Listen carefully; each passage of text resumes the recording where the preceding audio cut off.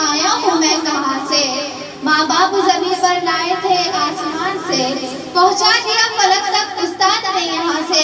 वाकिफ न था जरा भी इतने बड़े जहाँ से, मुझको दिलाया कितना अच्छा मुकाम कहना। उस्ताद मोहतरम को मेरा सलाम कहना। अब मैं फरनाज और फातिमा मंजू को मधु करूंगी कि वो आप सबके सामने दिलकश आवाज में गीत पेश करें। जोरदार तालियों से इस्तकबाल कीजिए।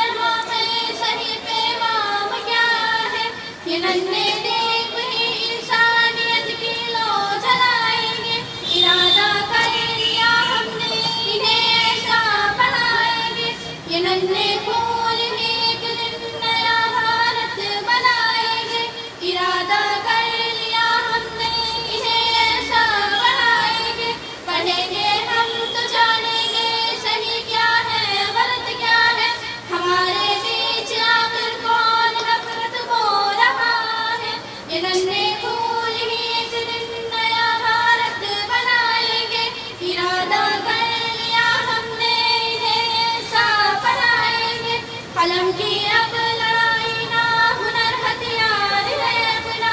हमें रहना यहाँ मिलकर अमन से प्यार से है। जमाने को अब हम प्यार से जीना सिखाएंगे।